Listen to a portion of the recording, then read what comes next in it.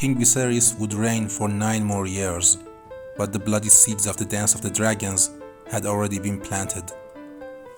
To prevent further conflict and to put an end to the rumors, King Viserys commanded that Queen Alicent and her sons would return with him to court, while Princess Rhaenyra would remain at Dragonstone with her sons. And Harwin Strong returned to Harrenhal, accompanied by his father.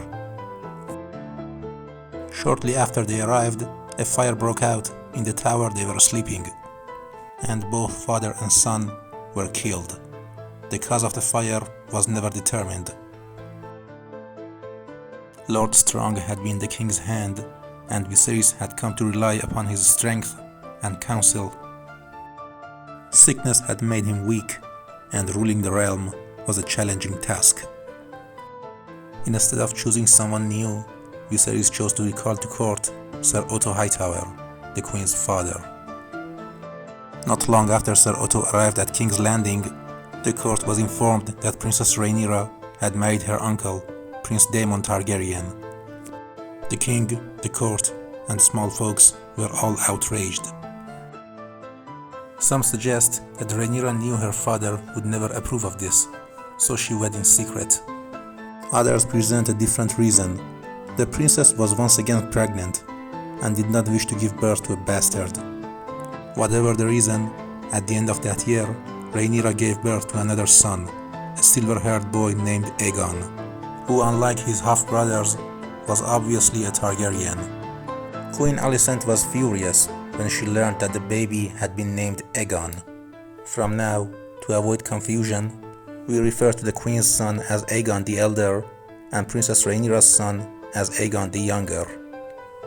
Princess Rhaenyra gave her uncle a second son, Viserys, named after his grace, who was also silver-haired. Later that year, King Viserys wed his son, Aegon the Elder, to his daughter Helaena. Barely a year later, the 14-year-old princess gave birth to twins, a boy Jaehaerys and a girl Jaehaera. In 3 years, Helaena gave birth to another son, Maelor. Queen Alicent's other sons had been growing as well. Prince Aemond had become a capable and dangerous swordsman, and Prince Daeron was sent to Old Town to serve as cupbearer and squire to Lord Hightower. On the first day of 127 AC, King Viserys held a feast. The princess and the queen were both commanded to attend, with all their children.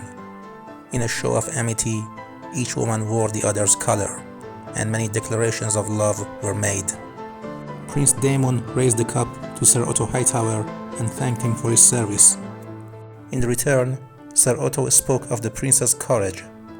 Yet in the evening, after the king had departed, Aemond One Eye raised the cup to his Valyrian nephews, saying, "I have never known anyone so strong as my sweet nephews." Aegon the Elder took offense when Viserys asked his wife, Helaena, for a dance. Angry words were exchanged, and the two princes might have come to fight if not for the intervention of the King's Guard. It's not clear whether King Viserys was ever informed of this, but Princess Rhaenyra and her sons returned to Dragonstone the next morning. In the final years of his reign, as his health failed, Viserys left more duties to his hand and a small council.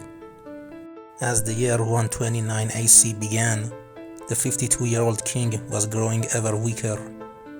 His chest pain was so much that he could no longer climb a few stairs and had to be carried in a chair. By the second moon of the year, he had lost all appetite and was ruling the realm from his bed, when he felt strong enough to rule at all.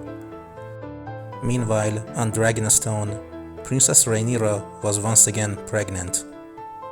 On the third day of the third moon of 129 AC, Viserys of House Targaryen, first of his name, King of the Andals, the Rhoynar, and the First Men, Lord of the Seven Kingdoms, and Protector of the Realm, closed his eyes, went to sleep, and never woke up, and his 26-year reign was over.